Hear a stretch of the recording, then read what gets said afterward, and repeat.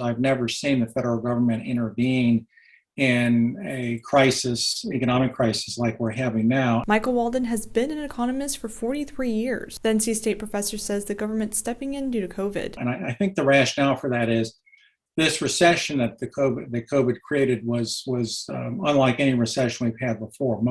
All recessions up to this point have been caused by some dislocation in the financial markets, maybe in the energy markets. Congress will hold votes on the American Rescue Plan, President Biden's $1.9 trillion response to the pandemic. I think you could make a strong case that maybe half of the 1.9 is fairly well supported by monies that need to go to help workers who've lost their jobs, help businesses get back on their feet, stimulus checks for the population, etc. Economists say government aid is necessary to keep people off the streets during the pandemic, but they point out that this package includes money that doesn't directly impact issues of the pandemic. Some say that this is simply bailing out some states, not North Carolina. There are some examples of some infrastructure projects that I think even the most lenient definition of COVID relief probably would not include these. They include infrastructure projects in states like California and New York. Those are states represented by key lawmakers, including House Speaker Nancy Pelosi and Senate Majority Leader Chuck Schumer. Even though there may be valid reasons for these,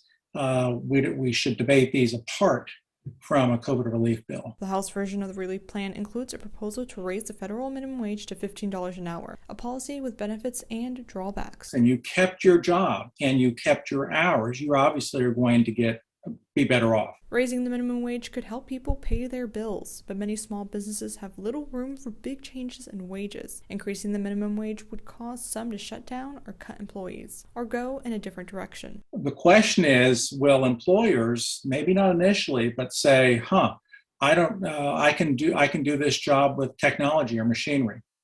Or I'm going to hire someone with more experience and more capabilities where the minimum wage makes sense, higher minimum wage makes sense to pay them. Walden says there's room for compromise. Where rather than forcing businesses to raise the wage they pay low-wage workers, have the federal government provide that money. He says having some tax revenue make up for part of the minimum wage could be a solution. If we as a collective society want to see low-wage workers do better, we should be willing to do that through the taxes we pay. In Greenville, Victoria Holmes, 9 on your side.